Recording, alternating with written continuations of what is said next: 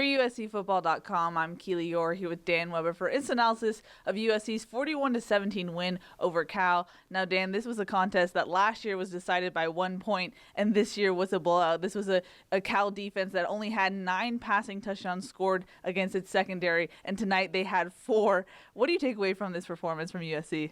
Well, I think last year's was the low point of the year. This, we could argue this could be the high point of the season for USC. The Utah game was kind of in a different category, I guess, in a way.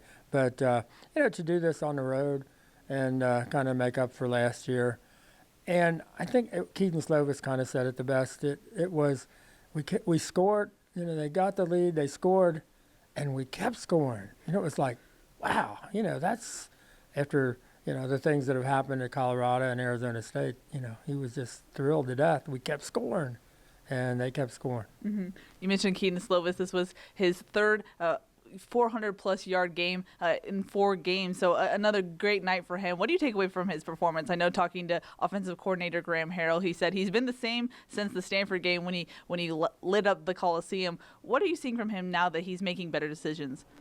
Well, I think one of the benefits, it looks to me like teams that have a lot of confidence in their secondary, like Utah, when Matt Fink came in, or Cal tonight, is they don't realize how good USC's wide receivers are, how big they are, how athletic they are.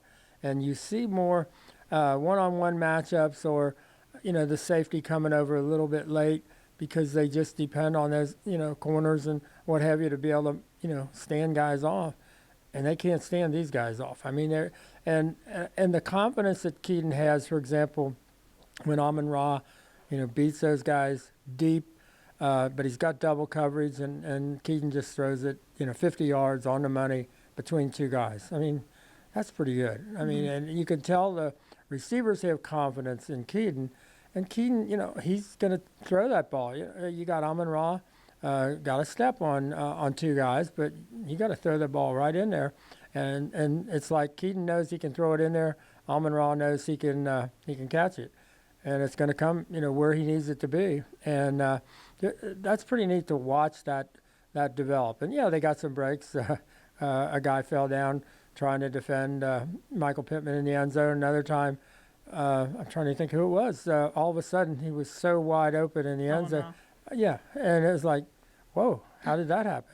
So, I think, and I think you saw the Justin Wilcox quote that this is the best wide receiver group he's seen in however many years he's been coaching, and tonight they look like it. Yeah, I was just about to say that head coach Justin Wilcox said this is the most talented wide receiver core he's seen in the last 20 years. And that's with an injured Tyler Vaughns, who kind of played but was pretty much out. And Graham Harrell said it's nice when you can lean on Amon-Ra St. Brown, a Michael Pittman, Drake London. And Drake, for his credit, is really coming into his own. I know a lot of people talked about that post-game. But also Michael Pittman, for the first time in his career, went over 1,000 receiving yards. And Clay Helton kind of went to bat for him in the post-game press conference and said that he needs to be on national awards.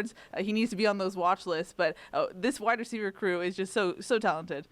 Yeah, and they really do seem to be getting on the same page with Keaton, that there's just that comfort level on both ends of it, the throwing, the catching.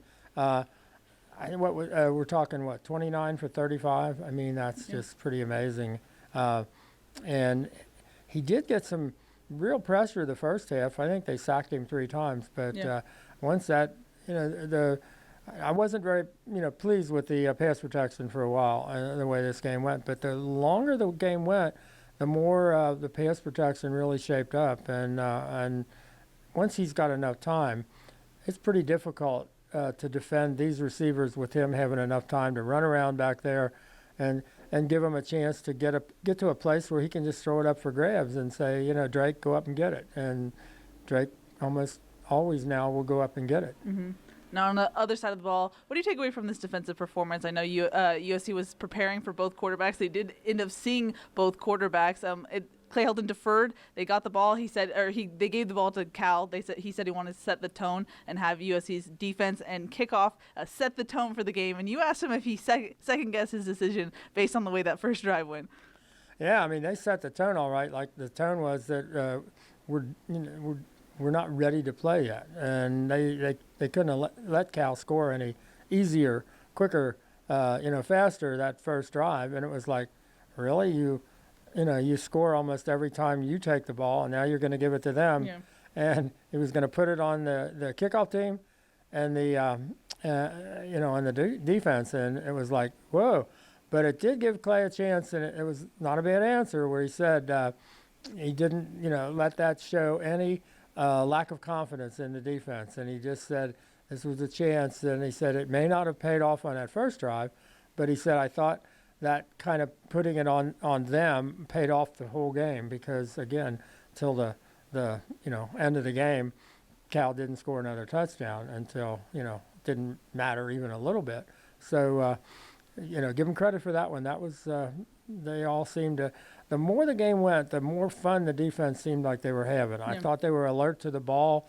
They were getting tips, they were getting deflections, and they were, getting picks. Mm-hmm. They didn't always hold on to it when they got the pick, but they looked like that was like a throwback. I mean, to be honest, you tell people that's kind of how Pete Carroll's teams used to play. They'd get up and force teams to throw and take chances and throw it over the middle, and that's what would happen. You'd see it going the other direction, and we haven't seen that. This team's been really bad at interceptions. They've been terrible and turnover margin, and things have kind of turned around there the last few games. So that's a big deal, I think, if USC doesn't turn it over at all or doesn't turn it over throwing the ball, and you can get a couple of picks.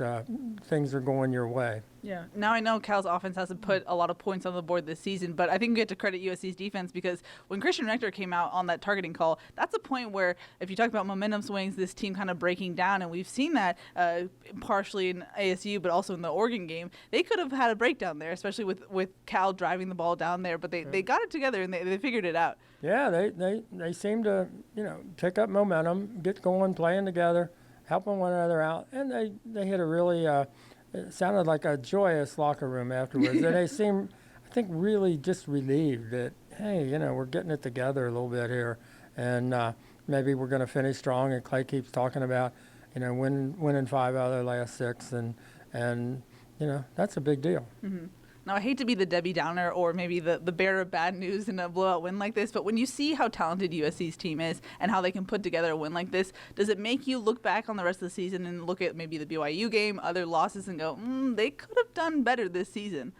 Yeah, I mean, they had some bad breaks, and we see what happens to other teams where they lose their quarterback. So yeah, true. USC lost their quarterback, and they've got another, but it's kind of a tribute to how much talent there is on this team. And they, you lose at Tyler Vaughn's maybe a little bit tonight, and you got, Drake London is just like, wow. I mean, he just keeps doing stuff, and you just think, man, oh man. And he wasn't even the top 2 supposed freshman, wide receiver recruits, and maybe 3 or 4. And so, again, this is a freshman class that if they were going to re-rank them nationally, guys like Keaton Slovis and Keenan Kristen and Drake Jackson did have a pretty high ranking, and Drake London was not going to be on that list. And I'm not sure there are many teams in the country that have more good true freshmen who are doing really important stuff for the team where, you can't play without Keaton Slovis. You almost can't play without Drake London now. Yeah.